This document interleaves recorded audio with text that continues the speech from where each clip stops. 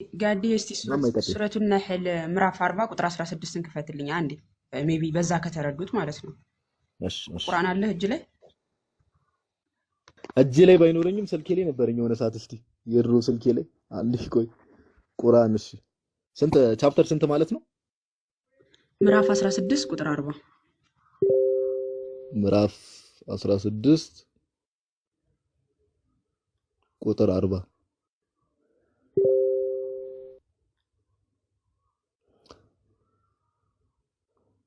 ይሄ ማለት ነው ለማንኛውም ነገር የሚለው ለማንኛውም ነገር መሆኑን ባሻን ጊዜ ቃላችንን ለእርሱ ሁን ማለት ብቻ ነው፣ ወዲያውም ይሆናል አለ። እንግዲህ አላህ ምን እያለ ነው? ነገራትን ለመፍጠር ስፈልግ ለቃሌ ሁን ማለት ብቻ ነው፣ ቃል ይፈጥራል እያለን ነው። አሁን እንደነሱ አካሄድ በእርሱ ሆነ ይላል ዕብራውያን ምዕራፍ 1 ቁጥር 2 ላይ ዓለማትን በፈጠረበት በልጁ በዚህ ዘመን መጨረሻ ለኛ ተናገረን ይሌለ አብ በልጁ እንደፈጠረ ይናገራል። እዚህ ጋር አሁን አላህ ለቃሌ ሁን ማለት ብቻ ነው፣ ቃሌ ይፈጥራል እያለን ነው። ለማናቸውም ነገር መሆኑን ባሻን ጊዜ ለቃላችን ለእርሱ ሁን ማለት ብቻ ነው፣ ወዲያውም ይሆናል አለ። አሁን እንደነሱ ሙግት ምንድነው? ቃል አላህ ቃሉ ማነው? ሶሪ አላህ ፈጣሪ ነው፣ ቃሉ አይፈጥርም እንደማለት ነው። ገብቷችኋል? አዎ ማን ነው ፈጣሪው የሚለውን ነገር አሁን እኮ ቃሉ ላይ ብንስማማ እኮ ችግር የለውም። አሁን የተቀመጠው ማስረጃ ልክ እንትን ሲል ማስረጃው ፊት ለፊት መጥቶ እንደው ዝም ብሎ ጉንጭ ማልፋት አይነት ልባችሁን ዘግታችሁ አትምጡ እባካችሁ ሙስሊሞች። አንቀጥና እሺ ዮባ መጥቷል። ፈራ አንቀጥል። ቀደመ ዮባ አለ አይደል? በጣም ይቅርታ። እሺ እጄን ሳልታጠብ ስለበላሁኝ በጣም ይቅርታ ላለሁኝ። ቁጥር 20 14 ታጧልኝ። ቁርአን 20 14 ጋዲ ሐሳቡን አስረዳቸው በደንብ በመጽሐፍ ቅዱስ መሆኑን በቁርአን አለመሆኑን ማለት ነው እንዳይረሱት። አዎ ሲገቡማ የሚወያዩት በዛ ነው። ዮባ አለ አይደል? ኦኬ እሺ ማማ የተቀበላችሁ አንዴ ቆይ 20 14 እሱ የተነሳበትን በመጀመሪያ ጋዲ ወንድማችን አሁን ልጠቅስ የገባው ምንድነው? ኢዮባ ምን አይነት ጥያቄ ጠይቋል? ወገናችን የኢየሱስ ክርስቶስን አምላክነት አሳዩኝ አለ። የሐዋርያትን ምስክር ክርስቶስ ኢየሱስ የተናገረው ማስረጃ ሲሰጠው ኢየሱስ ቃል በቃል የተናገረው ነው ወይስ ሐዋርያት የመሰከሩት ነው አለ። ሐዋርያት የመሰከሩትን አትቀበልም ወይ ሲባል አይ ኢየሱስ ቃል በቃል የተናገረው ነው አለ። ኦኬ በዛ አርጊውመንት አላህ ቃል በቃል ያለ ማንም ጣልቃ ገብነት ያለ ጅብሪል ጣልቃ ገብነት ለሙሐመድ እኔ አምላክ ነኝ እኔም ብቻ ተገዛኝ ያለበትን የቁርአን ቨርስ አሳዩ። ቀጥታ ያለ ጅብሪል ጣልቃ ገብነት ሙሐመድና አላህ ተነጋግረው እኔ አምላክ ነኝ እኔን አምልኩኝ ያለበትን የቁርአን ቨርስ አሳዩ። አሁን ሱረቱል ጣሃ ቁጥር 14 ላይ ለሙሳ እንደዚህ ያለው የሚል ማስረጃ ነው የምታመጣው። ከተውራት ላይ ያሳየን እንደዛ እንዳለው።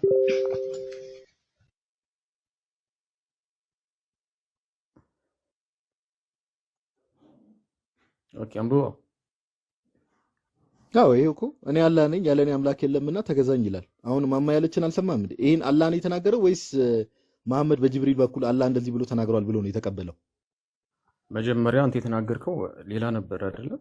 ቆይ አዩብ ነው ሲያወራክ የነበረው። ግን ቅድም ያነሳውን አርጊውመንት ላቀርብልህ። ኦኬ መጣ። እሺ መልሻለሁ። እሺ ቅድም ምን ጠይቀህ ነበረ?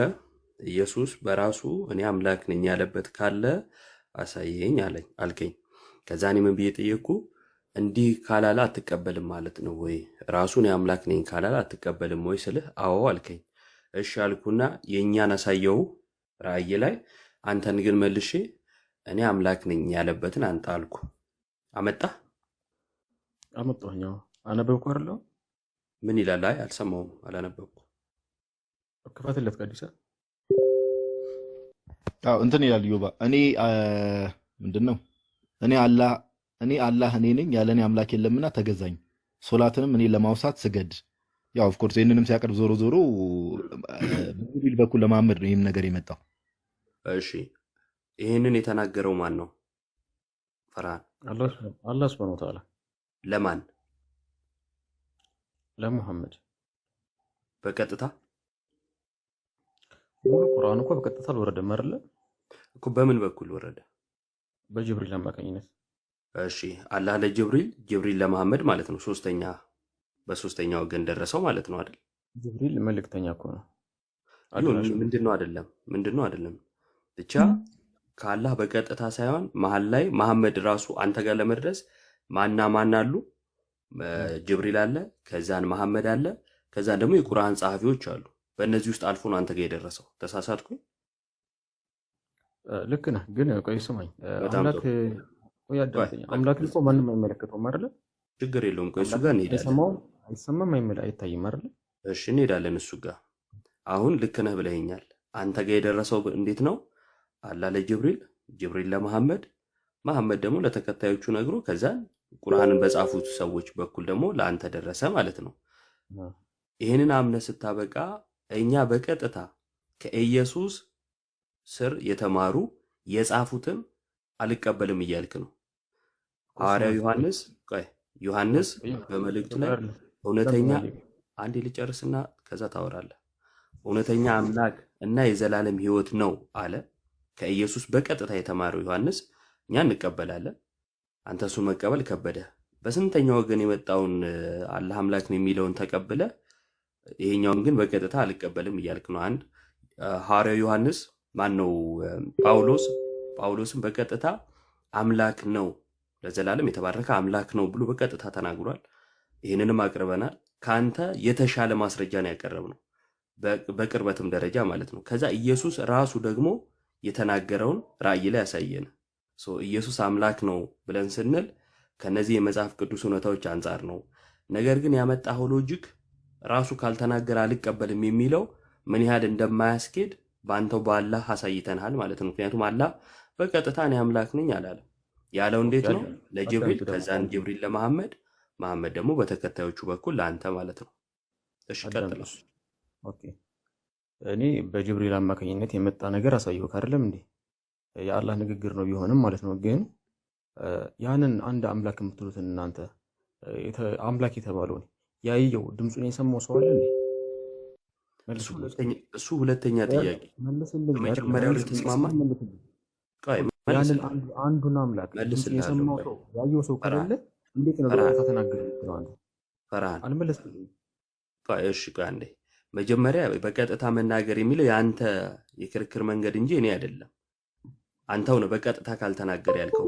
ዋናው ነጥብ እሱ አይደለም። አሁን አምላክ ነኝ የሚለውን የኢየሱስን አምላክ ነው የሚለውን የኢየሱስን አምላክነት እኔ በማስረጃ አሳየው። አንተ ደግሞ አላህ አምላክ ነው ብለህ በቀጥታ የተናገረበትን ብጠይቅህም በቀጥታ የተናገረበትን ባታሳየኝም ግን ሎጂክ ራሱ ካልተናገረ አልቀበልም ያልከው ፈረሰ ወይስ አልፈረሰም? አልፈረሰም። እሺ ካልፈረሰ በቀጥታ የተናገረበትን እያመንክ መሆኑን ልታሳየኝ ይገባል ማለት ነው። ጅብሪልም በሌለበት መሐመድም በሌለበት አይደለም። እንደዛ አይደለም። ኢየሱስ ክርስቶስ የተናገረውን ቃል ያን ንግግሩን ማን የጻፈው? እሺ መጀመሪያ ስለ ኢየሱስ አይደለም የጠየቅኩህ፣ ስለ ኢየሱስ አይደለም የጠየቅኩህ፣ ስለ አላህ ነው እኮ መልስልኝ። ልክ አይደለም። አንተም በቀጥታ አልተናገርክማ። ማን የጻፈው? አልፋና ኦሜጋ የተባለው ማን የጻፈው? እሺ እኔ እኮ በቀጥታ እሺ አንዴ ልመልስልህ። እኔ በቀጥታ የሚለውን እኮ አልተጠቀምኩትም፣ አንተ ነው የተጠቀምከው። እኔ በቀጥታ ካልተናገረ አልቀበልም አላልኩም። እሱ የአንተ መንገድ ነው። ለዛ ነው አንተኑ በቀጥታ የተናገረበትን የጠየቅኩ። እኔማ ሐዋርያቱ ያስተማሩትን እኔ እቀበላለሁ። መጽሐፍ ቅዱስ ያለኝን በምላት ስለምቀበል በቀጥታ ያለ ቀጥታ የሚል አርጊውመንት አልጠቀምም። ነገር ግን አንተው ስላመጣኸው ኢየሱስ እንደው እኔ አምላክ ነኝ ያለበትን ስትል ይኸው ብዬ ራእይን አሳየው። እኔ አምላክ ነኝ ብሏል። አንተ ግን ካልሆነ አልቀበልም ስላልክ ማትቀበል ከሆነ የአላህን አሳየኝ ስል አላሳየኸኝም። አላህን መካድ አለብህ ማለት ነው። ምክንያቱም አንተ በቀጥታ ካላለህ አትቀበልም። በቀጥታ አመጣሁልህ አልከኝ አይደለም እንዴ? አልፋና ኦሜጋ ብሎ የጻፈው ሰውዬው ማን ነው? አልገባህም እንዴ? ፈርሃን ኢየሱስ በቀጥታ እኔ አልፋ ኦሜጋ ነኝ ብሏል እኮ። ለማን ያለው እንደዛ? ለዮሐንስ። ማስረጃ ስጠኝ። እሺ ደግመን ልንከፍተው ነው ማለት ነው። ራእይ 1:8 ወንድማችን ግን ኢዮባ ሐሳብን ራሱ ይሄ ያቀረብክለትን አርጊውመንት እንትን ያለ አልመሰለኝም። መልሶ ራሱ ላይ ፋየር ባክ እንዳደረገ የራሱን አርጊውመንት እንዳፈረሰበት የገባውም አይመስለኝም ወንድማችን ፈርሃን። ኤኒዌይስ እንታገስና እሱንማ ቢረዳው ኖሮ እኮ ቁጭ ባላለ ነበር። ምክንያቱም አፍርሶታል። እኔ በቀጥታ ካላለኝ አልቀበልም ብሎ ስላለ አንጣ ሲባል በስንተኛ ወገን አመጣ? በጅብሪል፣ ከዛ ለመሐመድ፣ ከዛ በተከታዮቹ በኩል በቁርአን እንደደረሰው አላህ አምላክ አይደለም እያለ ነው ይህን ሲያመጣ በራሱ።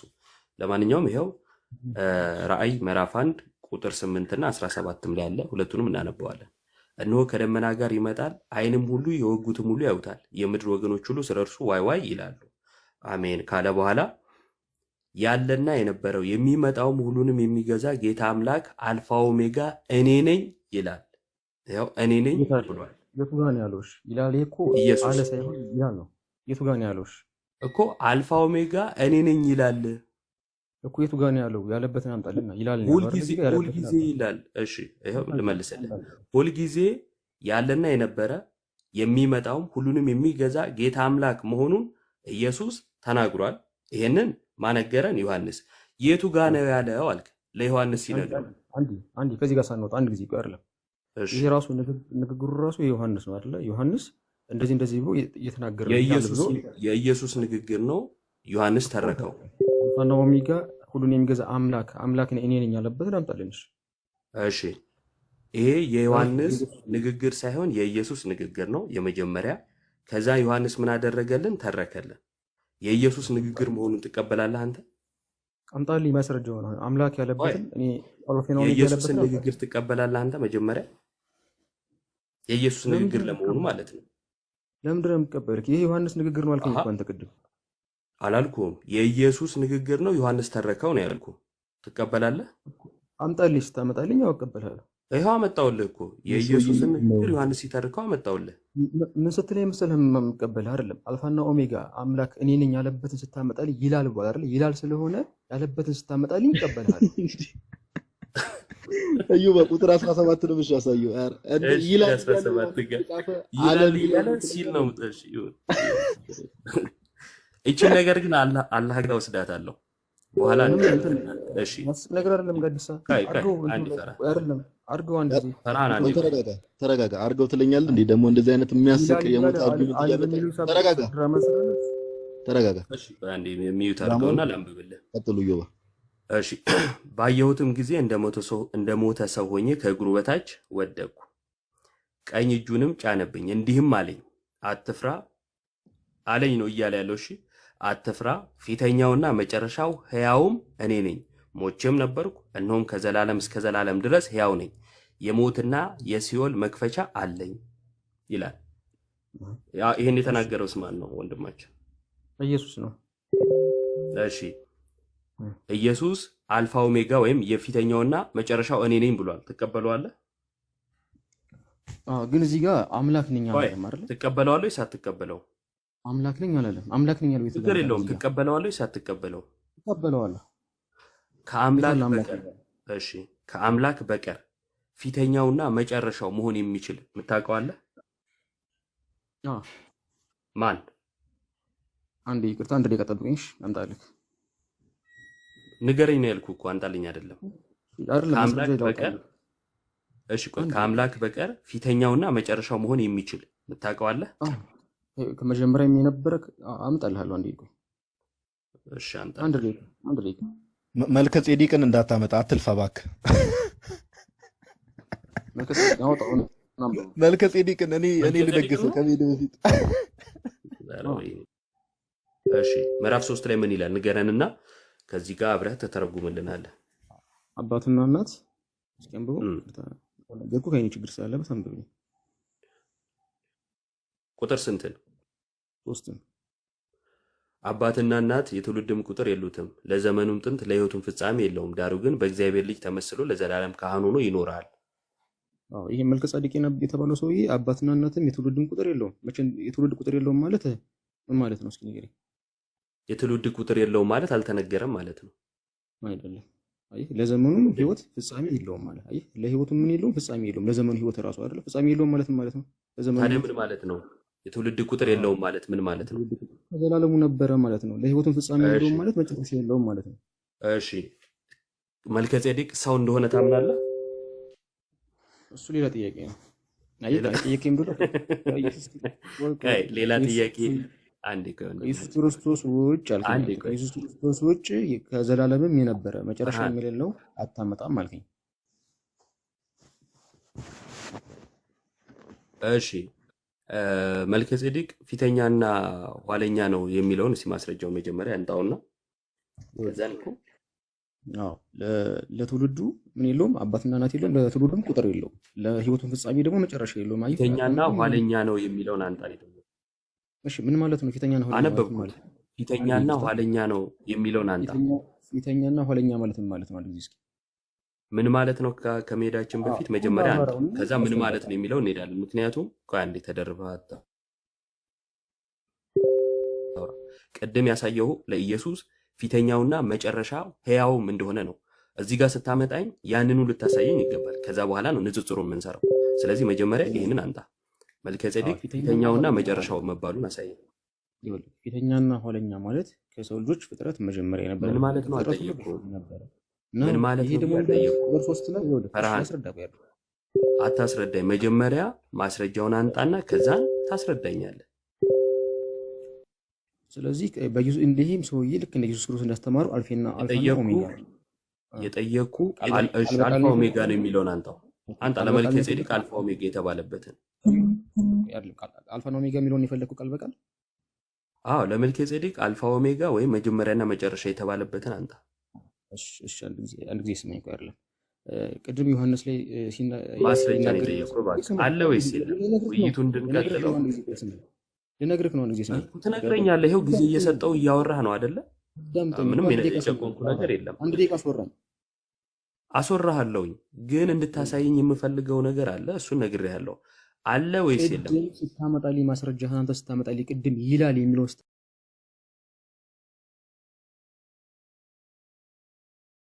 የሚለውን ቃል እሱ ጋር እኮ ሄደን አሁን ተመልሰን እዚህ ጋር መጥተናል።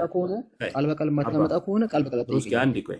እሺ አንዴ ፈርሃን፣ እዛ ላይ ሄደን ራእይ ላይ ሄደን አወራን። ከዛን አንተ ለንጽጽር ይሄኛውን አመጣ። ይሄን ስታመጣ እዛ ጋር የነበረውን ቃል እዚህ ጋር ፈልገዋለሁ፣ ምክንያቱም እያነጻጸርን ስለሆነ። አሁን ሌላ ማብራሪያ ከአንተ አልፈልግም። የራስህንም ትርጉም እንድትሰጥ አልፈልግም፣ ምክንያቱም ይሄ መጽሐፍ ቅዱስ እንጂ ቁርአን አይደለም። መጽሐፍ ቅዱስ ላይ ገብተህ እንደፈለግክ ማድረግ አትችልም። የራሱ ስነ አፈታት አለው፣ የራሱ ደግሞ ትርጓሜ አለው። እንዳትገባ እንዴ ቆይ ልጨርስ። ምለውን ካልሰማህ እንዴት ነው የምታወራው ወንድሜ? ስርስሬ ለምን ታወራለህ? ስለዚህ እኔ አሁን ከአንተ የምጠብቀው መጀመሪያ መልከጼዴቅ አልፋ ኦሜጋ መባሉን ነው። ካላሳየኸኝ የራስን ትርጉም እንዲህ ማለት እኮ እንዲህ ቢሆን ነው የምትለኝ ከሆነ እሱን እዛው ገምተው ነው የምልህ። አንጣ ማስረጃው። ቃል በቃል ቆይ አልፋና ኦሜጋ የሚል ቃል በቃል የለም። እሺ ቃል በቃል ከጠየቀኝ አንተ ደግሞ ማለት ነው ዮሐንስ ቅድም ሲናገር አልፋና ኦሜጋ አምላክም ነኝ ይላል ነው የሚለውና አምላክም አልፋና ኦሜጋ ነው ሳይሆን አልፋና ኦሜጋ አምላክም የሚለውን ቃል አምላክ የምትለውን ቃል አንተ አምጣልኝ። ቃል በቃል ላይ ጠየቀኝ፣ ቃል በቃል ጠይቃለሁ። ቃል በቃል ደግሞ እኔ ያመጣሁት ላይ የለም። ግን ፊተኛም ለዘመኑ ቁጥር የለውም የህይወቱን ፍጻሜ የለውም የሚል ማስረጃ አምጥቼልሃለሁ። እኔ አለመቀበል መብትህ ነው። አንተም አምላክም ነኝ የሚለውን ማስረጃ ቃል በቃል አምጣልኝ አንተም። እሺ በጣም ጥሩ። አሁን ምን ብሎናል? አልፋ ኦሜጋ የሚል የለም ብሎናል። ከሌለ ከኢየሱስ ጋር መልከጼዴቅን ማገናኘት አይቻልም ማለት ነው። ምክንያቱም ለኢየሱስ ምን ተብሏል? አልፋ ኦሜጋ መጀመሪያውና መጨረሻው ተብሏል። መጀመሪያውና መጨረሻው መባል ምንድነው ከተባለ አስጀማሪ ነው፣ እንደገና ደግሞ ፈጻሚ ነው። ዓለምን ያስጀመረው እርሱ ነው፣ የሚያሳልፈውም እርሱ ነው ማለት ነው። ፈጣሪነቱን እየመሰከረ ነው። ለማ ለኢየሱስ። ለመልከጼዴቅ እንዲህ ተብሏል አልተባለም። ከዛን ምን አለ? አይ እንደዛ የሚል እንኳን የለም ሲል ውይይቱ እዚህ ጋር ያበቃል ማለት ውይይቱ ሳይሆን ቆይ እንዳትገባ አስጨርሼ አይደለ? አላስጨረስኩም። በየመሃሉ አትግባ። ስለዚህ ያመጣው አርጊውመንት አይሆንም ማለት ነው። ለምን አይሆንም? የኢየሱስን አምላክነት ላለመቀበል መልከጼዴቅን ማንሳት አይሆንም ማለት ነው። ምክንያቱም ለመልከጼዴቅ አልፋ ኦሜጋ አልተባለም። አልፋ ኦሜጋ መጀመሪያውና መጨረሻው መባል አምላክነትን የሚያሳይ ነው። እርሱም ደግሞ ለኢየሱስ ነው የተነገረው። ለመልከጼዴቅ የተነገረው ምንድን ነው ከተባለ አንደኛ የትውልድ ቁጥር የለውም ነው፣ አልተጻፈም፣ አልተዘረዘረም። ሁለተኛ ደግሞ ዘላለማዊ ክህነቱ በእግዚአብሔር ልጅ ተመስሎ በኢየሱስ ተመስሎ ማለት ነው። የእግዚአብሔር ልጅ የተባለው ኢየሱስ ነው። በእርሱ ተመስሎ ለዘላለም ይኖራል። ኢየሱስ ግን ምንድን ነው? አልፋ ኦሜጋ ነው። መልከጼዴቅስ አልፋ ኦሜጋ አይደለም። መጀመሪያና መጨረሻው ተብሎ አልተጻፈለትም ማለት ነው። አላመጣም። ከዛ ምን የሚል ነገር አንስተሃል? እኔ አምላክ ነኝ የሚል አንጣ አሁን አልክ። እሺ ቅድም አሳይቼ ነበር። የመጀመሪያ ያፈረስነው ግን ምን ነበረ? እኔ አምላክ ነኝ ካላለ አልቀበለውም የሚለውን ወደ ቁርአን ሄደ የአላህን አምላክነት እኔ ብሎ የተናገረበትን አንጣ ስንል አይ እንደዛ የተናገረ አላሳየንም። ምን አሳየህን? አላህ ለጅብሪል፣ ጅብሪል ለመሐመድ፣ መሐመድ ደግሞ በተከታዮቹ በኩል በቁርአን አድርጎ ለአንተ። በጣም ብዙ እጥፍ ሄዶ ነው የመጣው። አላህ ልትቀበል አይገባም ማለት ነው። እኛ ግን እንደዚህ አይነት መስፈርት አናወጣም። እኔ እንዲህ ካልሆንኩ፣ እኔ እንደዛ ካልሆንኩ የሚልን ሁሉ እንቀበላለን የሚል ትምህርት የለንም። ምክንያቱም እኔ አምላክ ነኝ ያሉ፣ እኔ ነብይ ነኝ ያሉ ብዙዎች ተነስተዋል፣ መሐመድን ጨምሮ ማለት ነው። እኔ ብሎ መነሳት ግን የእውነተኝነት መስፈርት አይደለም። ከመሐመድም ውጪ እኔ መጨረሻው ነብይ ነኝ ብሎ የተነሱ ብዙዎች ነበሩ። የማንቀበላቸው ለምንድን ነው? እኔ ነኝ ስላላሉ ነው አይደለም ብለዋል። ግን እኔ ነኝ ማለት በራሱ ብቻውን ማስረጃ ሊሆን ስለማይችል ነው ማለት ነው። የኢየሱስ ክርስቶስን አምላክነት ግን አንደኛ ራሱ የተናገረው ዮሐንስ በተረከልን በዮሐንስ ራእይ አምላክ መሆኑን ቃል በቃል ተናግሯል። ሁሉን የሚገዛ ጌታ አምላክ እኔ ነኝ ብሏል። አዎ ጌታ ነው፣ አምላክ ነው፣ ሁሉን የሚገዛ ነው። ራሱ የተናገረው አልፋው ሜጋ ነው፣ መጀመሪያውና መጨረሻው ነው። ይህንንም ራሱ ጌታ የተናገረውን አሳየን። ከዛን ከሱ ስር ቁጭ ብለው የተማሩ ሐዋርያት ደግሞ ምን አሉ የሚለውን አንደኛ ከጳውሎስ አንስተን አሳየን። የተባረከ አምላክ ነው ይለዋል ጳውሎስ። እኛም ደግሞ የጳውሎስ ልጆች ነንና እንደ ጳውሎስ እናምናለን። ኢየሱስ ከሁሉ በላይ የሆነ የተባረከ አምላክ ነው። ዮሐንስ ደግሞ የእግዚአብሔር ልጅ እንደመጣ እውነተኛ የሆነው እናውቅ ዘንድ ልቦና እንደሰጠ እናውቃለን፣ እውነተኛው በሆነው በእርሱ አለን ካለ በኋላ እርሱ እውነተኛ አምላክና የዘላለም ሕይወት ነው አለው። እኛም እንደ ዮሐንስ ከዮሐንስ ጋር ሆነን እንላለን እውነተኛ አምላክና የዘላለም ሕይወት ነው ብለን እናምናለን። መጽሐፋችንን ማስረጃ አድርገን የኢየሱስ ክርስቶስን አምላክነት እንዲህ እናሳያለን ማለት ነው። መቀጠል ትችላለህ። መልካም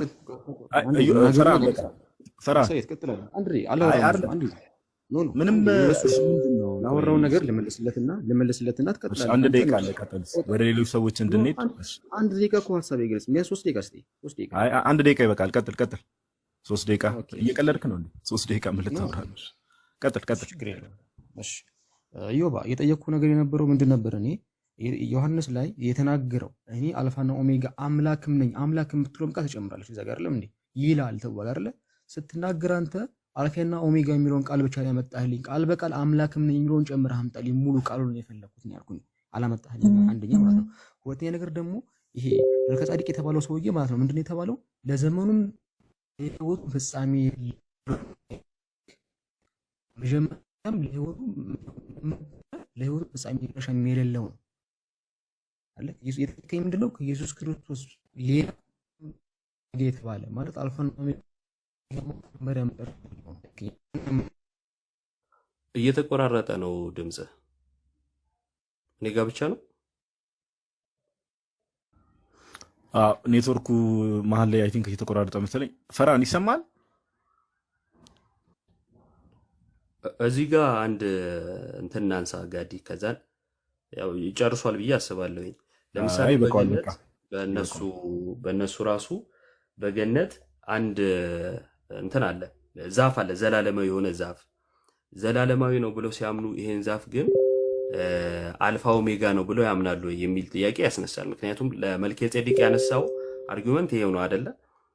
እሱ ዘላለማዊ ነው፣ ስለዚህ አልፋ ኦሜጋ ነው ማለት ነው፣ ሰው አምላክ ነኝ እያለ ነው ወይ የሚል ነገር ካነሳ፣ እንደዛ ከሆነ በገነት ያለው ያ ዛፍ ዘላለማዊ ተብሎ ስለተገለጸ አልፋ ኦሜጋ ነው ብለህ ታምነዋለህ ወይ? እና ደግሞ ታመልከዋለህ ወይ? ምክንያቱም ዘላለማዊ የተባለን ሁሉ ምን እያለ ስለሆነ አልፋ ኦሜጋው የመጀመሪያውና መጨረሻው እያለው ስለሆነ መጀመሪያውና መጨረሻው ነው ብሎ ሲያምን ደግሞ አምላክ ነው፣ ሁሉን የፈጠረ ነው፣ ሁሉንም የሚያሳልፍ ነው ብሎ እያመነ ስለሆነ ማለት ነው። ይህንንም በዛው እናየዋለን። ይገባችኋል? እሺ ዮባይ ብሮስኪ እናመሰግናለን። ቃልዎት ያሰማልን። ያው እንደተባለው ሙስሊሞች ጋይስ ታች ያላችሁ ሰዎች ታብታብ አድርጉ። አሁን ዮባ ቅድማ እንደተነገረው መሰረታዊ ነገር አለ እዚህ የዕብራውያን መጽሐፍ ላይ ቅዱስ ጳውሎስ ምዕራፍ 7 ላይ በቃ የእግዚአብሔር ልጅ ምሳሌ ሆኖ እኮ ነው። ኦኬ የእግዚአብሔር ልጅ ምሳሌ ሆኖ ነው ዝቅ ብሎ አሁን ዕብራውያን ምዕራፍ 7 ቁጥር 6 ላይ ትውልዱ ከነርሱ የማይቆጠረው ግን ከአብርሃም አስራትን አውጥተዋል የተስፋ ቃል የነበረውንም ባርኳል እያለ ይናገራል። የእግዚአብሔር ልጅ ምሳሌ ነው የሚነገረው። ይህ ምሳሌነቱ ራሱ ለእግዚአብሔር ልጅ ነው። እነ ቅዱስ ዮሐንስ አፈወርቅም ሌሎች የቤተክርስቲያን አባቶችም በተለይ ቅዱስ ዮሐንስ አፈወርቅ ዕብራውያን መጽሐፍን በደንብ አድርጎ አብራርቶታል። ለእግዚአብሔር ልጅ ምሳሌነቱ ራሱ ለእግዚአብሔር ልጅ ነው። ኦኬ እና ከዛ አንጻር ነው እንደው ዝም ብሎ ትርጉም ከኪስም እንዳይሆን መልከ ጼዴቅ ዘላለማዊ ነው መጀመሪያና መጨረሻ የለው ወደሚል አይነት ፋላሺየስ የሆነ አርጊመንት እንዳንሄድ ጥንቃቄ ማድረጉ መልካም ነው። ለማንኛውም ዮባይ ቃልዮት ያሰማልን። በተቻለ መጠን አንዳንድ ሰዎችን እስቲ ቶሎ ቶሎ ለማስተናገድ እንሞክራለን። እሺ መሐመድ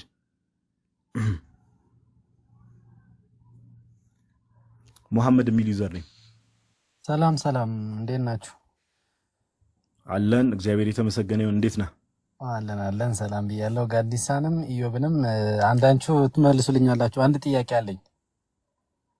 ኦኬ፣ መጀመሪያ በመጽሐፍ ቅዱስ ጥያቄ ከማቅረብ በፊት በመጽሐፍ ቅዱስ ክርስቶስ አምላክ እንደሆነ አምላክነቱ ተገልጿል ብለህ ታምናለህ ወይስ ጭራሽ የለም ብለህ ነው የምታምነው? አይ እኔ ጥያቄ ለመጠየቅ ነው የመጣሁትና እኔን ባትጠይቀኝ። እኔ ለማወቅ ስለሆነ የመጣሁት ጥያቄ መጠየቅ ነው የፈለኩት። እሱ ነው ለማወቅ እኮ ነው። ለማወቅ እኮ ከመጣ ለማወቅ ስለሆነ እኔ ጥያቄ ልጠይቅና አንተ አስቀድመህ እየጠየቅከኝ ነው። እኔ ጥያቄ ልጠይቅና ከዛ መልስ ትሰጣለህ። እየጠየቅኩ ሳይሆን ለመማር ነው ለማወቅ ነው የመጣሁት አልክ አይደለ? ለማወቅ ለመማር እኔ መጀመሪያ ጥያቄ ልጠይቅና ከዛ በኋላ ደግሞ ተረጋጋ፣ ሀሳብ እሰማለሁ። ተረጋጋ። ለመማር የመጣ ሰው ችግር የለውም ያስታውቃል። ኦኬ ተረጋጋ። መጽሐፍ ቅዱስ ላይ ኧረ መድኃኒዓለም መጽሐፍ ቅዱስ ላይ ኦኬ የኛ የክርስቲያኖች መጽሐፍ ቅዱስ ላይ ክርስቶስ አምላክ ነው የሚል ትምህርት አለ። አሁን አንዳንድ ሙስሊሞች ኧረ በፍጹም በመጽሐፍ ቅዱስም ክርስቶስ አምላክ አይደለም ይላሉ። አንተ እምነት ምንድን ነው እዚህ ነገር ላይ? እኮ ጥያቄ ልጠይቅ። አንተ እኮ እየጠየቅከኝ ነው አስቀድመህ።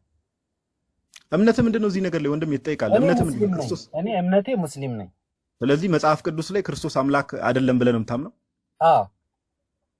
ኦኬ ባሳየስ አምላክ እንደሆነ እኮ አይ እኔ ጥያቄ ሳልጠይቅ እኮ አንተ ወደ ሌላ ጥያቄ እየገባህ ነው።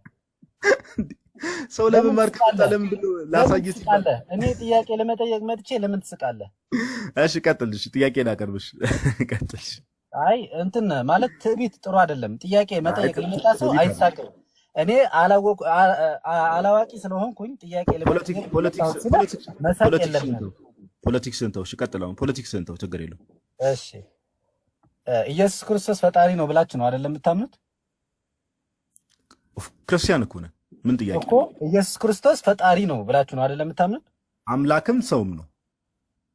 አምላክም ሰውም ነው። አዎ ፍጹም አምላክ ፍጹም ሰው ችግር የለውም። ግን ኢየሱስ ክርስቶስ ፈጣሪ እንደሆነ ታምናላችሁ? አዎ ሰማይና ምድር ሁሉ በእርሱ ነው ይላል። አዎ አጭር መልስ ስጠኝ። ኢየሱስ ክርስቶስ ፈጣሪ ነው ብሮስኪ ረጋ በል እንጂ ምንድን ነው ነገርኩህ እኮ ሁሉ በእርሱ ነው ይላል። አዎ ኢየሱስ ክርስቶስ ፈጣሪ ነው አይደለ? አዎ እሺ ኢየሱስ ክርስቶስ እናቱ ማርያም ነች አይደለ? በስጋ አዎ አዎ። ማርያምን ማን ነው የፈጠራት? እርሱ ማን? ቃል። ቃል ማለት የእግዚአብሔር ቃል ነው። ቃል ሰው ይፈጥራል? እሺ አሁን በደንብ ስማኝ። ጥያቄን አቅርበሃል አይደል? አልመለስክልኝም እኮ። ቆይ ልመልስልህ እኮ ነው። አሁን ቅድም ምን አልከኝ? ለመማር ነው የመጣሁት ስላልክ ማይክን ሚውት አድርግና አዳምጥ። እሺ አሁን ወንድማችን እንግዲህ የጠየቀው ያው በጣም ከባድ ጥያቄ ነው። እንዳጋጣሚ ሆኖ እስቲ እግዚአብሔር በረዳን መጠን ለጥያቄው መልስ እንሰጣለን። ምንድነው የክርስቶስ እናት ማርያም ናት አይደል? እርሷን ማን ፈጠራት ነው የሚለው። ኦኬ በመጀመሪያ ደረጃ አምላክ ሰው ሆነ ስንል ከምን አንጻር ነው የሚለውን ነገር መረዳት ያስፈልጋል። ለምን ከተባለ ኦኬ እግዚአብሔር አምላክ አለ፣ በአንድነት ውስጥ ልዩ ሶስትነት ያለው አምላክ አለ። ኦኬ ከነዛ ሶስቱ አካላት ውስጥ ወልድ እግዚአብሔር ወልድ በስጋ ተገለጠ። ኦኬ እመቤታችንን የፈጠራት ማን ነው ከተባለ አብ ወልድ መንፈስ ቅዱስ ነው። እግዚአብሔር ነው የፈጠራት ማንን? ድንግል ማርያምን። እግዚአብሔር እሷን ፈጠራት። ከሶስቱ አካል አንዱ አካል ግን ከአብ ወልድ አብ አለ፣ ወልድ መንፈስ ቅዱስ 3 ፐርሰኖች አሉ ጋድሄድ ላይ 3 አካላት። ከሶስቱ አካላት አንዱ አካል እግዚአብሔር ወልድ መጥቶ ከእርሷ ስጋን ነሳ፣ ስጋን የራሱ አደረገ። የምርም አምላክ ሰው ሆነ፣ ቃል ስጋ ሆነ እንዲል መጽሐፍ ቅዱስ። ኦኬ ስለዚህ ድንግል ማርያምን የፈጠራት እግዚአብሔር አምላክ ነው። ማን? አብ ወልድ መንፈስ ቅዱስ። ለድንግል ማርያም ልጇም አምላኳም ነው ጌታ ኢየሱስ፣ አምላክም ሰውም ስለሆነ ማለት ነው። ወንድማችን ይሄ ነው መልሱ። እሺ አምላክም ሰውም ነው የምታመልኩት ማለት ነው።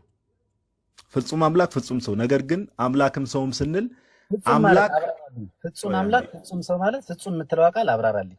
ፐርፌክት ጋድ ፐርፌክት ማን ማለት ነው። የማስመሰል ሳይሆን የምርም ሰው የሆነ ማለት ነው። ለኛ ሰዎችን ለማዳን ሲል እግዚአብሔር ለሰዎች ልጆች ያለውን ፍቅር ለመግለጥ የምርም ሰው ሆኗል ነው የምንለው። እንዲሁ የማስመሰል እኛ የምር ሰው አይደለንም ነው? እኛ ሰው አይደለንም? ምንድነው? መድኃኒዓለም ኧረ መድኃኒዓለም ኧረ ተራ ማይክም ሚውት አድርግ። ሻው ማይክም ሚውት አድርግ። እንደው ምን አይነት እቺ ልጠይቅና ሚውት ላድርግ። ከሌላው ሰው ጋር ኢየሱስ ፍጹም ሰው ነው አልክ አይደለ? እሺ ፍጹም ሰው ማለትና እኛ ምንድነው ልዩነታችን? በጣም ጥሩ። አንተ ሰው ብቻ ነህ መሐመድ። ለምሳሌ አንተ ሰው ብቻ ነህ፣ ለዚያውም በክርስቶስ አዲስ ፍጥረት ያለውንክ ሰው። ክርስቶስ ኢየሱስ ግን ሰውም ነው ስንል አምላክም ሰውም ነው። ኦኬ ያ በዛ በቃል ማንነት ወይ ደግሞ በቃል አካልነት ላይ በቃል ፐርሰን ላይ አሁን እዚህ ዲቴል ክሪስቶሎጂ ውስጥ አልገባም። እሺ ካንተ ጋር ኤኒዌይስ ምንድነው አምላክ ቃል ስጋ ሆነ ስንል አምላክ ስጋን ከመቤታችን ነሳ፣ ያን ስጋ የራሱ አደረገው። የተዋህዶ ትምህርት አለ።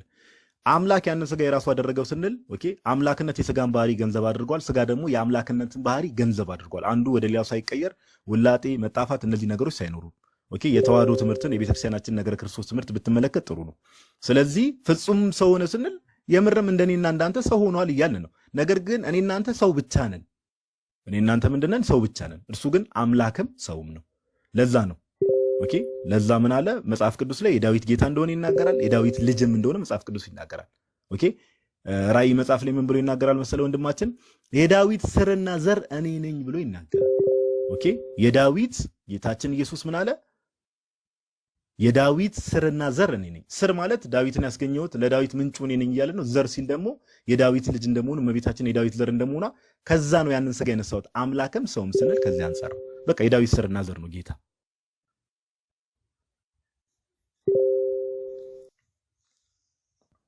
ጨረስክ?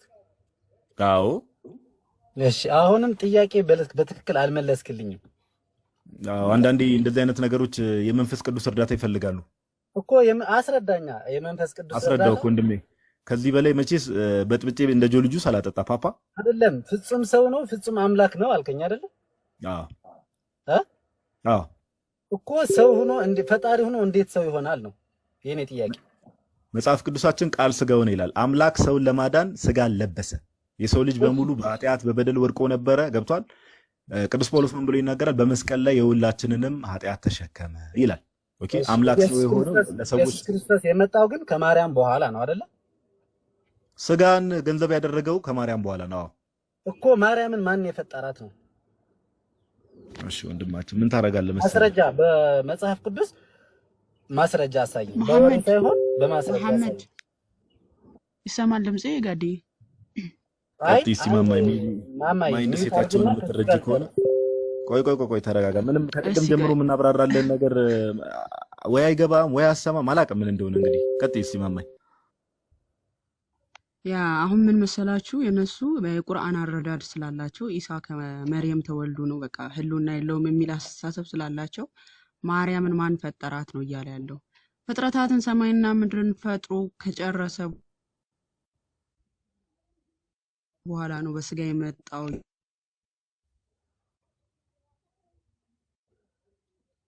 አምላክ ነው። ልክ ጳውሎስ ሮሜ 9:5 ላይ አባቶችም ለእነርሱ ናቸውና ከእነርሱም ክርስቶስ በስጋ መጣ፣ እርሱም ከሁሉ በላይ ሆኖ ለዘላለም የተባረከ አምላክ ነው እንዳለው ማለት ነው።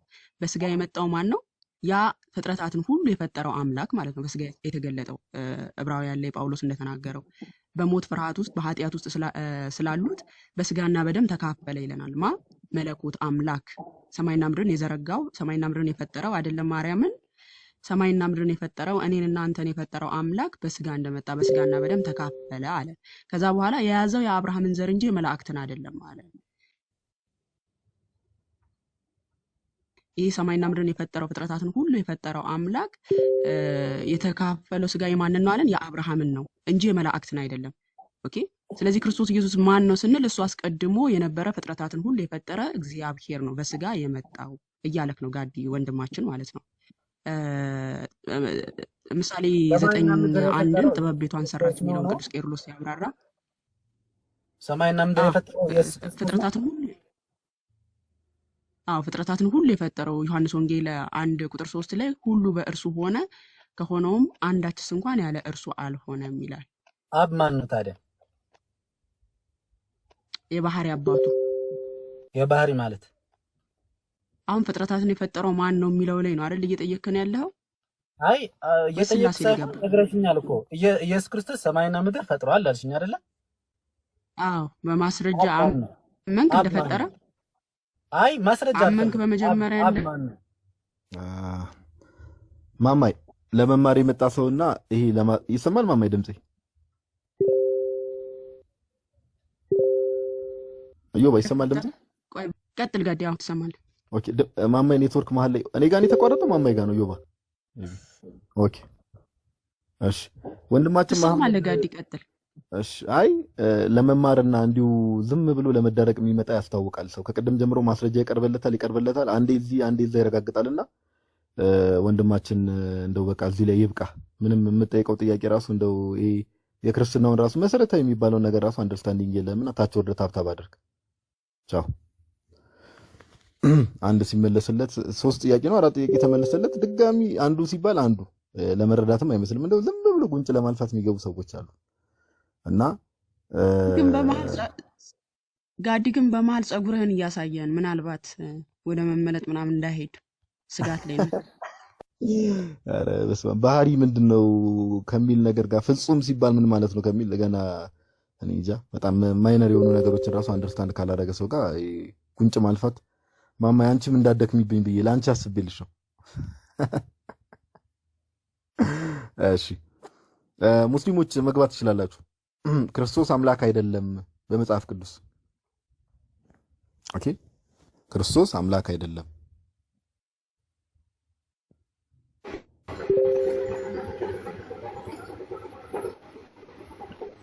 እስማኤል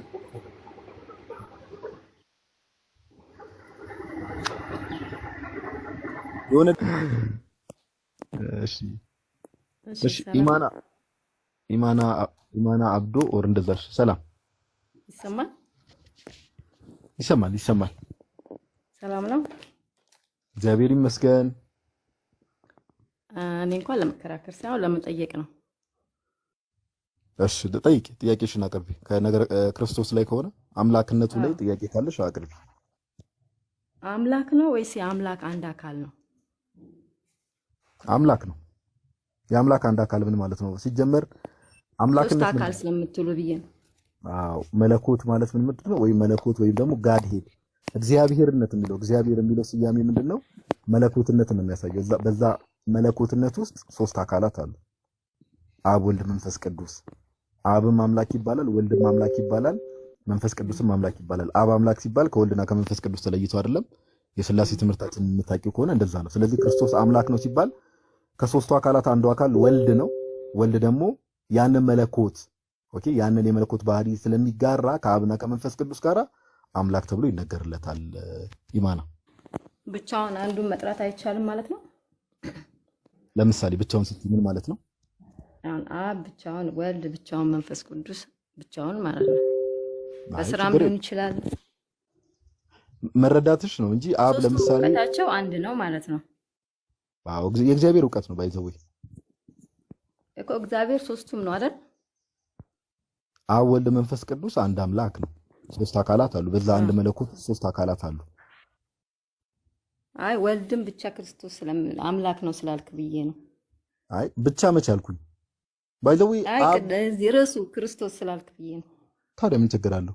ክርስቶስ ላይ ነው ብዙ ጊዜ እሱ ስለሆነ ስጋ ለብሶ በስጋ የተገለጠው እሱ ስለሆነ ክርስቶስ ላይ ጥያቄ ስለሚነሳ ነው።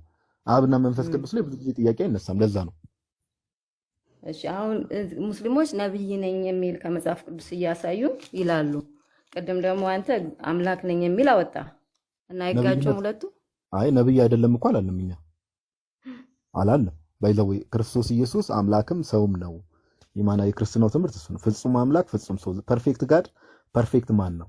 ለክርስቶስ ኢየሱስ ሊቀ ካህን ነው፣ ነብይ ነው። እነዚህ ነገሮች ይነገራል። ነብይነቱ ከምን አንጻር ነው ከተባለ ከአብ ወጥቶ እንደመምጣቱ አብን የገለጠልን እሱ ነው።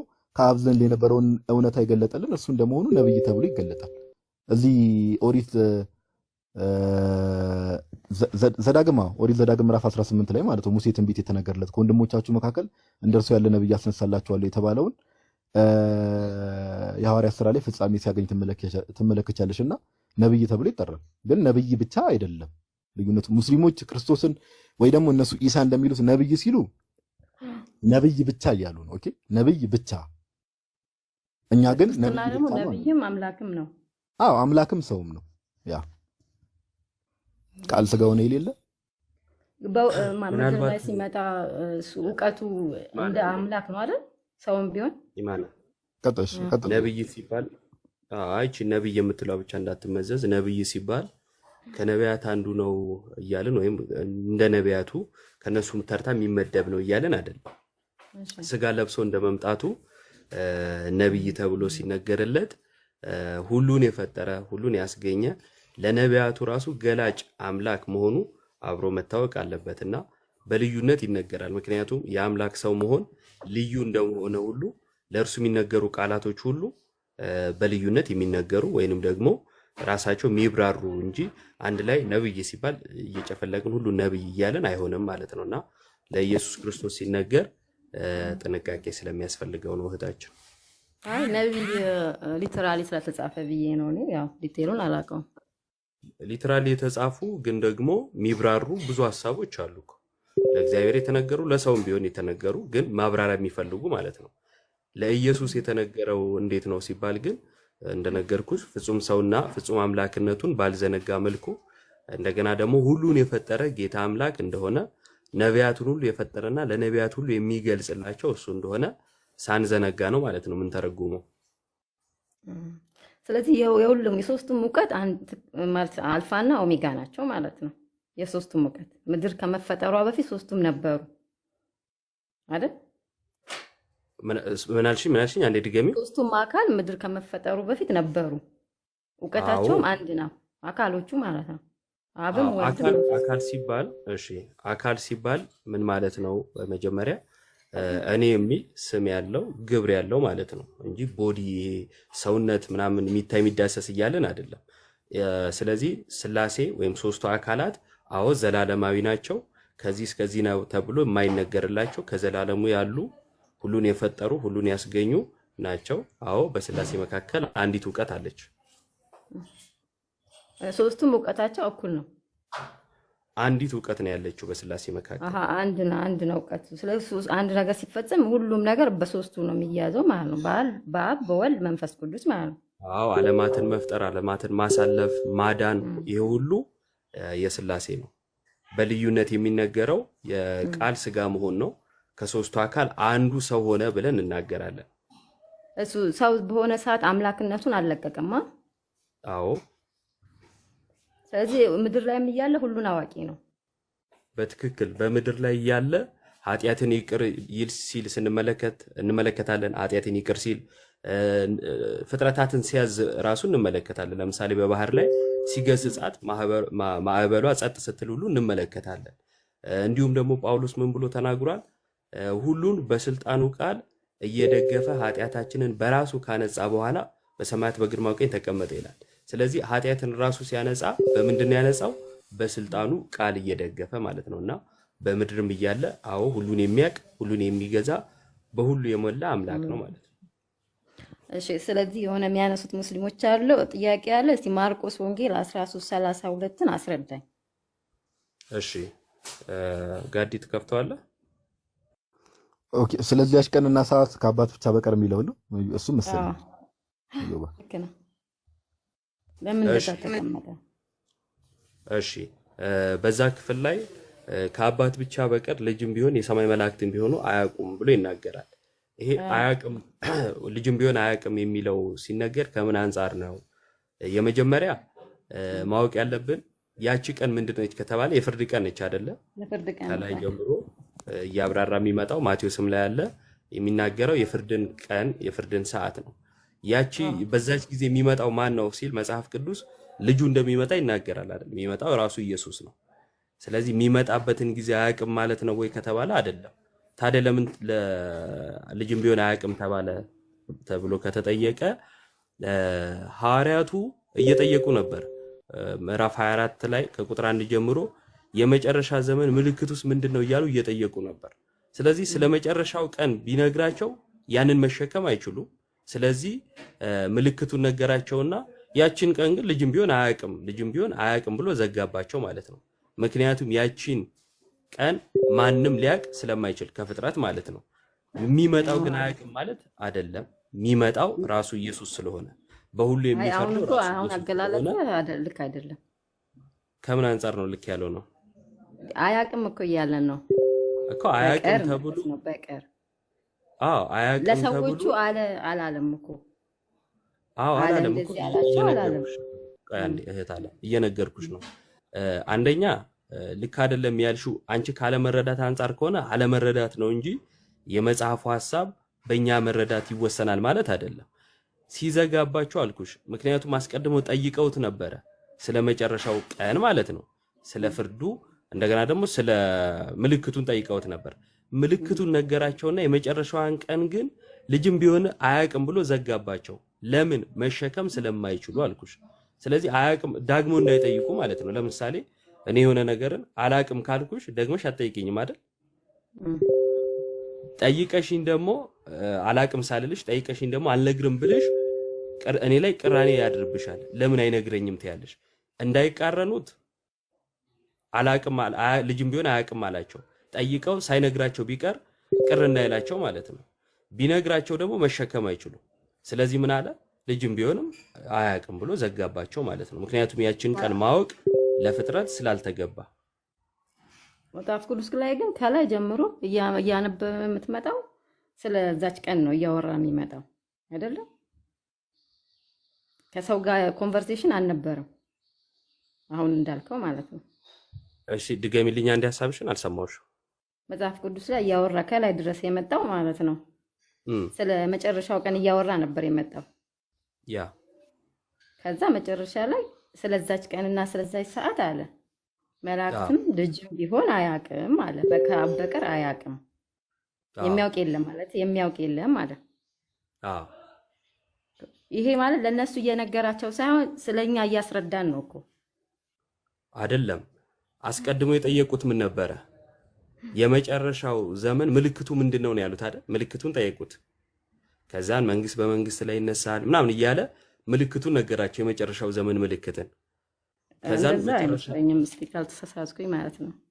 እነሱ አንፃር እንደሆነ ዮባዬ እዛው ቁጥር የኖህን መርከብ ያነሳና ያብራራዋል እኮ እዛው ጋር እህታችን። በጣም ይቅርታ ዮባዬ፣ ግን ከላይ ስለ ምጽአት ቀን እየተናገረ ነው። ምን አለ?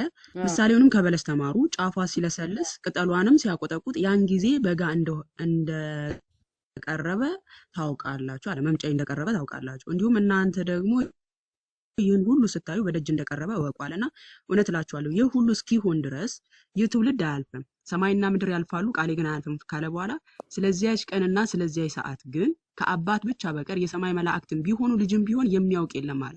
አሁን አላውቅም ሲል የሚመጣበትን ቀን አላውቅም እያለ ነው ወይስ ለምንድን ነው አላውቅም ያለው የሚለውን ነገር ስትመለከቺ እዛው ጋር ምን ይላል? የኖህ መርከብን ያነሳል። ምን ይላል? የኖህ ዘመን የኖህን ታሪክ ያነሳና የኖህ ዘመን እንደነበረ የሰው ልጅ መምጣት እንዲሁ ይሆናልና። ኦኬ የኖህ ህዝቦች በምን ሰዓት እንደጠፉ አላወቁም አይደለ? እግዚአብሔር በምን ሰዓት እንዳጠፋቸው ማለት ነው። ስለዚህ ምን አለ? የኖህ ዘመን እንደነበረ የሰው ልጅ መምጣት እንዲሁ ይሆናልና በዚያች ወራት ከጥፋት ውሃ በፊት ኖህ ወደ መርከብ እስኪገባበት ቀን ድረስ ሊበሉና ሊጠጡ ሊያገቡና ሲጋቡም እንደነበሩ የጥፋት ውሃ መጥቶ ሁሉን እስከወሰደ ድረስ እንዳላወቁ አለ የሰው ልጅ መምጣት እንዲሁ ይሆናል አለ። እኔ የምመጣበትን ቃል አታውቁም። ከኛ አንፃር ነው እየተናገረ ያለው ክርስቶስ ኢየሱስ። ከኛ አንፃር ማለት ምን ማለት ነው? እኛ እንዳናውቃት የፈለገበት ቀን ምንድነው? ልክ የኔ ቀን እንደ ሌባ ናት፣ መምጫዬን አታውቁም። ስለዚህ ተክታችሁ ጠብቁ። ቁጥር 42 ላይ እንደውም ተክታችሁ ንቁ፣ የኔ ቀን ልክ እንደ ሌባ ናት፣ መምጫዬን አታውቁም ነው። ምክንያቱም ሐዋርያት ሥራ ላይ ካየሽ ቁጥር 6 ላይ ጠይቀውታል። እነዚሁ ሐዋርያት ምን ብለው ጠይቀውታል መሰለሽ? እነርሱም በተሰበሰቡ ጊዜ ጌታ ሆይ በዚህ ወራት ለእስራኤል መንግስትን ትመልሳለህ ብለው ጠይቀውታል። ከዛን ክርስቶስ ምን ብሏቸዋል? አብ በገዛ ስልጣኑ ያደረገውን ወራትና ዘመናት ታውቁ ዘንድ ለእናንተ አልተፈቀደላችሁም ብሏቸዋል። እቺ ቀን አብ የሰወራት ምክንያት ስላለው ነው። ያልተፈቀደላችሁ ምክንያት አለው ብሏቸዋል። ኦኬ አልተፈቀደልኝም አላለም። እዚህ ጋር አልተፈቀደላችሁም፣ አልተሰጣችሁም ነው ያላቸው። እርሱም ምን አለ? ቆይ አንዴ አዳምጪ እህታችን። እሺ አዳምጪ አንዴ። አብ በገዛ ስልጣኑ ያደረገውን ወራትና ዘመናት ታውቁ ዘንድ አውቅ ዘንድ ብሏል። ታውቁ ዘንድ ሐዋርያቱም ማለት ነው። ለእናንተ አልተሰጣችሁም ማለት ኦኬ።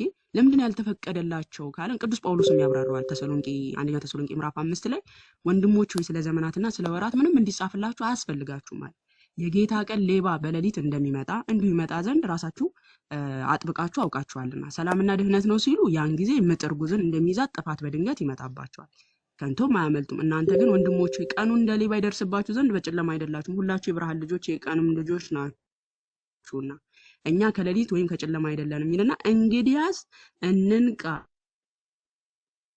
በመጠንም እንኑር እንጂ እንደ ሌላዎች አናንቀላፋል። ስለዚህ ክርስቶስ ኢየሱስ አላውቅም ብሎ ሲናገር ለምንድን ነው? እችን ቀን ከኛ ለመሰወር ስለፈለገ ነው። ለምን ከተባለ የጽድቅ አክሊላችንን ሊሸልመን ስለፈለገ፣ ሁሌ ክርስቲያናዊ ተግባርን እያሳየን እየተጋን እንድንጠብቀው ስለፈለገ።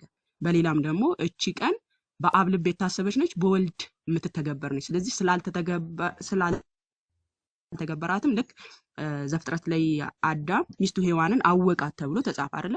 አወቃት ሲል አዳም ሚስቱን አያውቃትም ማለት ነው። ኢማን እህ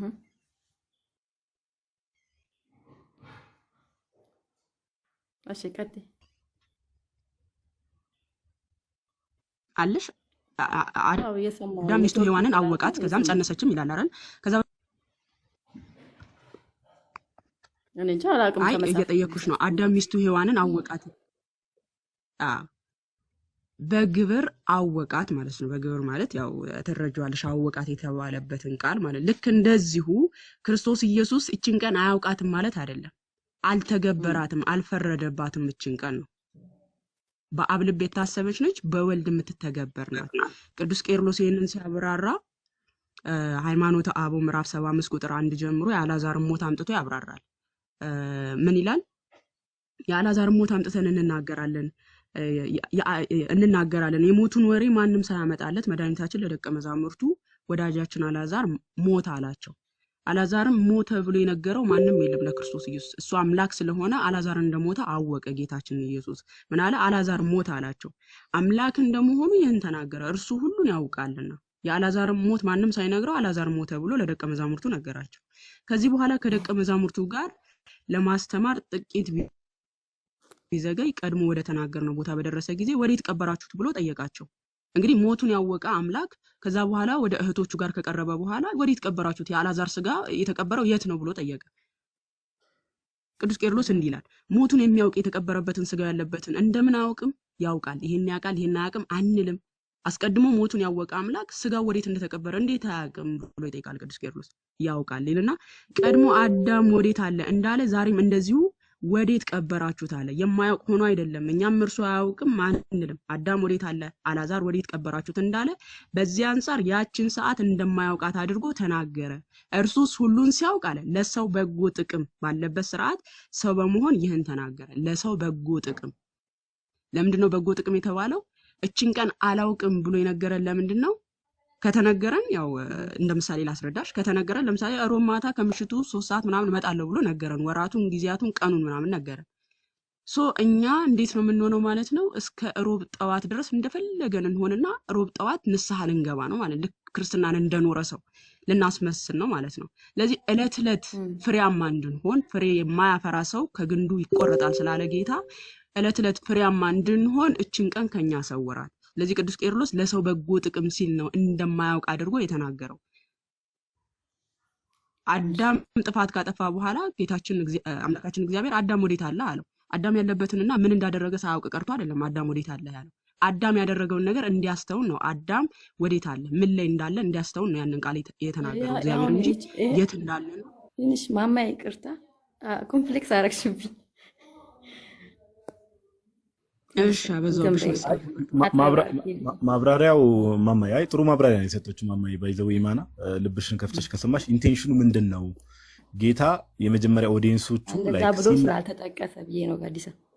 ምን መሰለሽ እኛ መጽሐፍ ቅዱስን መጽሐፍ ቅዱስ የክርስቲያኖች መጽሐፍ ነው አይደለ? ለምሳሌ መጽሐፍ ቅዱስ እኛ ኦርቶዶክሳውያን ክርስቲያኖች መጽሐፍ ቅዱስን የምናይበት መጽሐፍ ቅዱስ ላይ እያንዳንዱ ቃላት ማንም ሰው ከመሬት ተነስቶ በቀላሉ ይረዳዋል ብለን አናምን። ይሄ የኛ ኦርቶዶክሳውያን መረዳት ነው። መጽሐፍ ቅዱስ ሐዋርያት ጽፈውታል። ለምሳሌ ቀለል አድርጌ ልንገርሽ፣ ሐዋርያት ጽፈውታል አይደል? 4 ወንጌላውያን ለምሳሌ መጽሐፍ ቅዱስን ጽፈውታል። ምን እያሰቡ ጌታ ምን እያሰበ ነው ይሄን ነገር የተናገረው የሚለውን ነገር ሐዋርያት ያውቁታል፣ ከእግሩ ስር የተማሩ ስለሆነ። አሁን ኢዮብ የከፈተልሽ ላይ አይተሽ ከሆነ እዛ ጋር ልጅም ቢሆን አያውቅም ካለ በኋላ የሐዋርያት ሥራ ምዕራፍ 1 ላይ መልሶ ጌታ ምን ይላቸዋል? ለእናንተ ታውቁ ዘንድ ስልጣን ተሰጣችሁም ይላቸዋል አይደል? አብ በገዛ ስልጣኑ የሚያደርጋትን ነገር አይተሻል። እዚህ ጋር ምን እንደሚል አብ በገዛ ስልጣኑ ያደረገውን ወራትና ዘመናትን ታውቁ ዘንድ ለኛ አላለም አይደል? እዚህ ጋር ምን አለ? ለእናንተ አለ አይደል? ራሱን ነው የነጠለ ስለና ከምን አንጻር ነው ከተባለ ቅድም ማማ ይነግራሻለች። ያንን ከምን አንጻር ነው የተነገረው እንጂ መጽሐፍ ቅዱስን በመላት ነው ኢማናኛ የምንረዳው። ለምሳሌ አንድ ጥቅስ ላንብብልሽ። ማማ ያብራራችሁ ማብራሪያ በቂ ስለሆነ ከምን አንጻር ለምሳሌ አሁን 2016 17 ላይ ነው አይደል ኢማና ያለ ነው ለምሳሌ አዎ አሁን ክርስቶስ የዛሬ ድፍን 2000 ዓመት ነው ኦር ስፔሲፊክ ታይሙን ስፔሲፊክ የሚመጣበትን ያቺን ኤግዛክት ታይም እዛ ጋር ቢናገር ኖሮ ማማይም እንዳለች ምን ሆነ መሰለሽ እንዘናጋለን አይደል ለምሳሌ በዚህ ዘመን ያለን ሰዎች ለምሳሌ ከ10 ዓመት በኋላ ነው የፍርድ ሰዓት ብንባል ኦኬ ጊዜ ያለን ብለን እንዝናናለን አይደል እሱ ሰባቡ ገብቶኛል ጋዲሳ አዎ እና ስለ ክርስቶስ ሲነገር ግን አንድ ነገር ቃል በቃል አይደለም ትርጉም የሚሰጠው ያልከኝ ነው ባጭሩ ሁሉም ጋር መጽሐፍ ቅዱስ ጋር ጥንቃቄ የሚፈልጉ ነገሮች ለምሳሌ ስለ ክርስቶስ አንድ ነገር አንድ ጥቅስ ላሳይሽ ቆላሲስ ምዕራፍ 2 ላይ ምን ይላል መሰለሽ አንዴ ከፍቼ ላሳይሽ ነገር ባይን ይገባል ስለሚባል ስለ ክርስቶስ ማንነትም ማወቅ ያስፈልጋል መጽሐፍ ቅዱስን በመላእክት እንድረዳው አንዱን ወንጌል ብቻ ሳይሆን ሐዋርያት ጠይቀውት ነው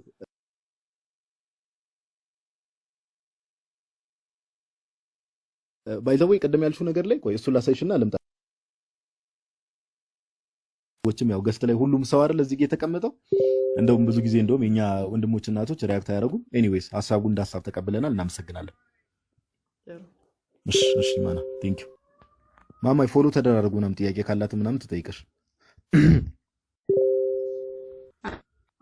እሺ ሰላም ናችሁ ኦኬ ወንድማችን ኤልያስ እሺ ኢማና እየሰማሽ ከሆነ ፎሎ መልሽላት ለኢማና ከዛ በዛ መሰረት እሺ ወንድማችን ኤልያስ አንዴ ከመቀጠል በፊት ኤፌሶንና ቃል ስጋውና ስምን እየነገርከኝ ጌታ ሆይ ይቅርበልኝ ሰላም በሉኝ ስምን ነገርኝና አራ ልናገርም ትላለህ ስሜን ግን ጋዲ እንዴት ሰላም ክርስቶስ ይብዛላችሁ ያለው ጋዲ አንተሽ የጠፋ ሰው ዮባ በማማ ኤፌሶን ሰላም ናችሁ ዴቫ አሁን አስታውስኩ ትላለህ ኮሜንት ላይ አንብቤ ነው አልዋሽም እሺ ቤትሻ ሰላም እንዴት ናችሁ ሰላም ብያለሁ ሁላችሁ ብሩካን ጋዲ ምናልባት ሲገቡ ጥያቄያቸው ሲጠይቁ በመረጃ ቢሆን ጥሩ ነው እንደ አሁን አልጅቷ ማለት ነው ኦኬ እሺ መጽሐፍ ጠቅሰው ማለትሽ ነው መረጃ ምክንያቱም ፌስቡክ እና እንትን ላይ የራሳቸው ማለት እንትን አሉ እንደዛ አይነት ነገሮች ጥይታ ነገር መጽሐፍ ቅዱስ ከተጻፈልን ይጠይቁን እንደዛ ቢሆን ጥሩ ነው መልካም እሺ ቤትሻ እሺ ወንድማችን ኤልያስ ወይ ማማ ወይ የኔ ጥያቄ እንትን ላይ ነበር ዮሐንስ 3 ላይ ገናችን ታች ብትወርድ አይሻልም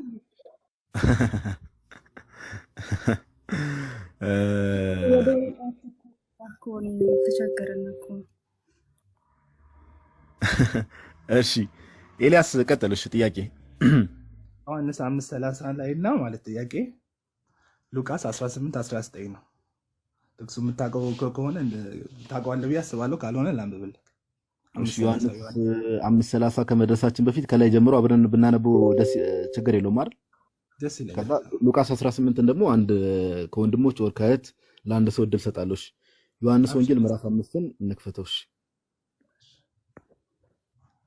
እሺ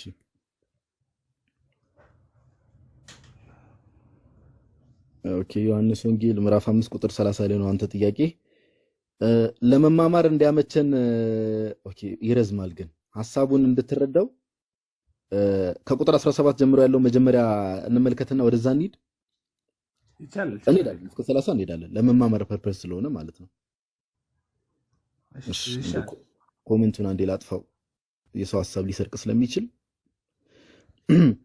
እሺ ሜቢ ሙሉን ክፍል አንብበው ታውቃለህ ከዚህ በፊት ለጥናትም ለምንም እኔ አላነበብኩትም እኔ ጥያቄውን ነው ጀስት ጥያቄውን ስለሚነሳ ሙስሊሞች ጋር እሱን እንድትመልስ እሺ ዮሐንስ ወንጌል ምዕራፍ 5 ላይ ኤልያስ አብረን ባኬን ፎር ይሄ እንዲ ነው ስለ ከራስ እምነት አንፃር አንዳንድ ነገሮችን ኮንፊርም እያደረክልኝ ትሄዳለህ እሺ ጀስት ሰውም እንዲማርበት ዮሐንስ ወንጌል ምዕራፍ 5 ቁጥር 16 ላይ ስለዚህም በሰንበት ይህን ስላደረገ አይሁድ ኢየሱስን ያሳድዱት ነበር ሊገሉትም ይፈልጉ ነበር ይላል ይሄ ምክንያት ምን መሰለ ኤልያስ በሰንበት ሰውን ስለፈወሰ ነው ይሄን ታሪክ ሰምተው ታውቃለህ ከዚህ በፊት በሰንበት ሰውን ስለፈወሰ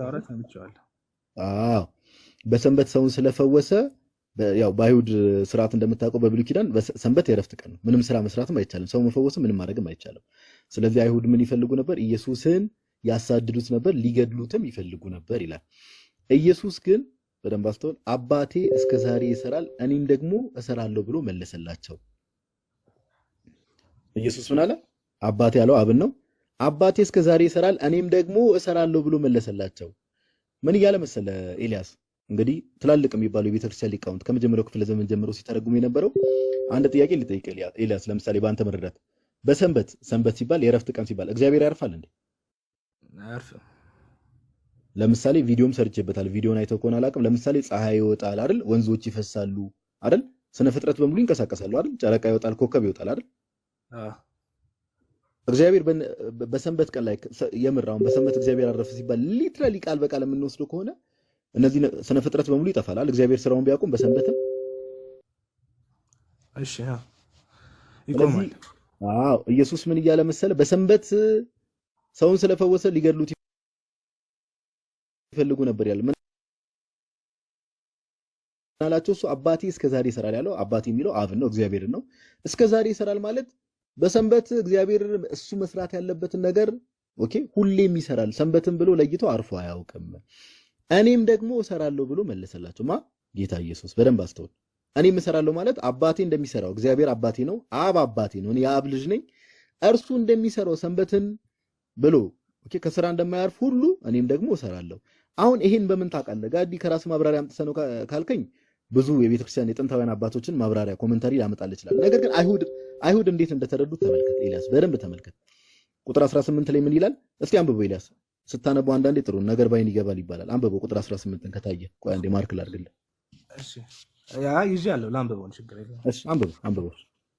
እሺ እንግዲህ ሰንበት ሳለ ሻረ ብቻ አይደለም፣ ነገር ግን ደግሞ ራሱ ከእግዚአብሔር ጋር አስተካክሎ እግዚአብሔር አባቴ ነው ስላለ፣ ስለዚህ አይሁድ ሊገሉት አብዝተው ይፈልጉ ነበር። በጣም ጥሩ። ስለዚህ አሁን ሌላ ክስ መጣ አይደለ? ይሄን አባቴ እስከዛሬ ይሰራል፣ ይቅርታ ማስታወቂያ የሚመጣ ነገር አለ ማለት። ስለዚህ ሌላ ክስ መጣ። ሰንበትን ስለሻረ ብቻ አይደለም፣ ሌላው ክስ ምንድነው? ነገር ግን ደግሞ ምን አለ ዮሐንስ ነው ባይዘው እየጻፈ ያለው ራሱን ከማን ጋር አስተካክሎ አለ?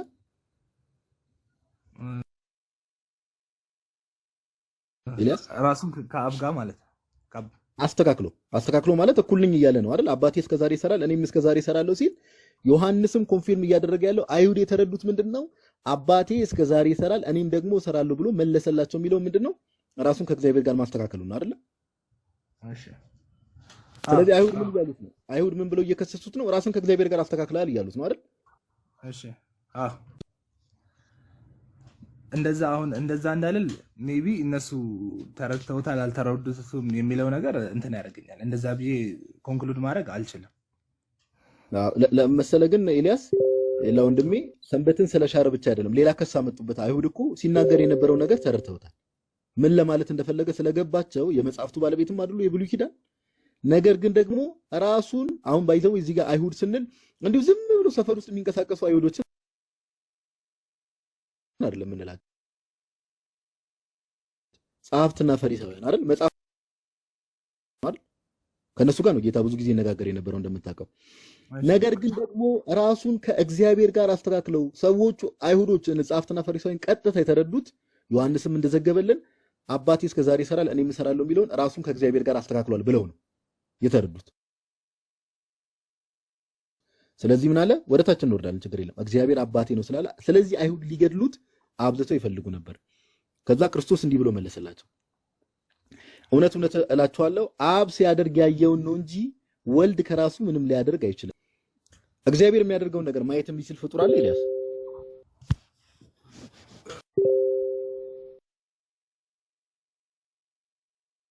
ፈጣሪ የሚያደርገውን ነገር ማለት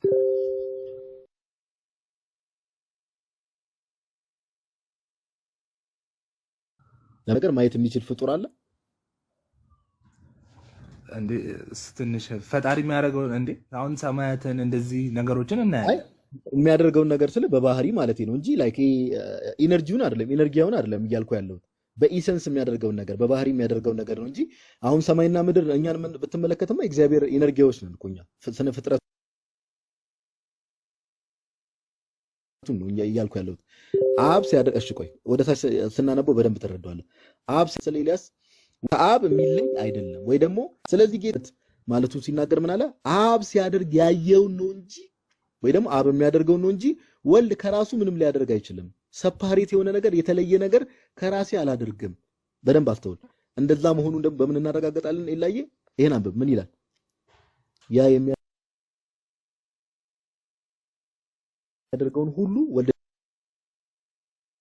ደግሞ እንዲሁ ያደርጋልና ይላል አይደል? እሺ ቀጥል። አብ የሚያደርገውን ሁሉ ወልድ ደግሞ እንዲሁ ያደርጋል ይላል አይደል ጌታ?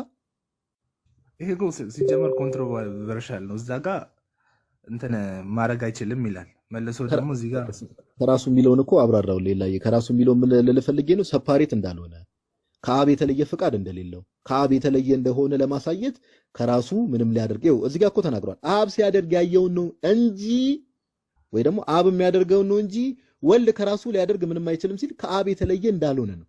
ከላይ እኮ ተናገረ። አባቴ እስከዛሬ ይሰራል እኔም እስከዛሬ እሰራለሁ ብሎ ተናገረ።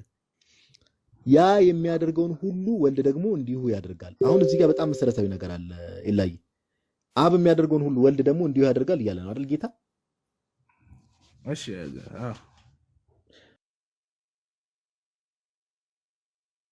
አምላክ የሚያደርገውን ነገር ሁሉ ማድረግ የሚችል ፍጡር አለ ጥራው እንጂ ፈጣሪ ኢላይ። ያ የሚያደርገውን ሁሉ እኮ ነው የሚለው። ስለ አንድ ነገር አይደለም እያለ ያለው። ያ የሚያደርገውን ሁሉ ወልድ ደግሞ ይህን እንዲሁ ያደርጋልና እንዲሁ ማለት ኤግዛክትሊ እያለ ነው። ሁሉ ነው የሚለው ባይዘው እንጂ ስለ ሰንበት እያወራ አይደለም። ስለዚህ አምላክ የሚያደርገውን ነገር እሺ ችግር የለውም። አምላክ የሚያደርገውን ነገር ሁሉ ፍጡር ማድረግ ይችላል አይችልም? ስለዚህ ጌታ ኢየሱስ ምን እያለ ነው? ያ የሚያደርገውን ሁሉ ወልድ ደግሞ እንዲሁ ያደርጋል። አብ የሚያደርገውን ሁሉ እኔ ያደርጋለሁ ሲል እኔ አምላክ ነኝ እያለ ነው አይደል? እሺ አንዴ ኮንቴክስቱን አስረዳኝና እንትን ልበልክ። እኔ እንኳን አሁን እዚህ ጋር ሁለት የሚጋጭ ነገር ነው እንትን እያደረገ ያለው። አንደኛ ወልድ ማድረግ እንደማይችል ይናገራል። ያስረዳው ነገር እኮ እየረሳ መሰለኝ። መሀል መሀል ላይ ኔትወርክ እየተቋረጠ ነው። ሜቢ እየሰማኝ ካልሆነ ወንድማችን ሁለቴ ነገር ቀጥል አንዴ ልረዳ። ሙሉ መጽሐፉ የኛ ነው አይደለ? መጽሐፉ የኛ ነው ስለ ዮሐንስ ጌታ ኢየሱስ እንዲህ ብሎ ተናገረ ሲል ከዮሐንስ በላይ የሚረዳው የለም። የዮሐንስ ተማሪዎች ደግሞ ምን ብለው ተረዱት የሚለውን ነገር አባቶች ኮሜንታሪዎች እጃችን ላይ ስላሉ ሁሉም የቤተክርስቲያን አባቶች በአንድ ድምጽ የሚስማሙት ከራሱ ሊያደርግ ምንም አይችልም፣ አብ የሚያደርገው ነው እንጂ ወልድ ከራሱ ምንም ሊያደርግ አይችልም የሚለውን ነገር ስለተጻፈ ብቻ እንደዛ ነው ብለን አይደለም። ምንም ማድረግ አይችልም ተብሎ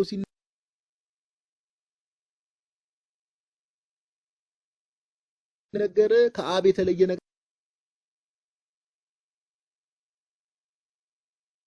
አላደርግም፣ ከአብ ሰፓሬት የሆነ ነገር ከአብ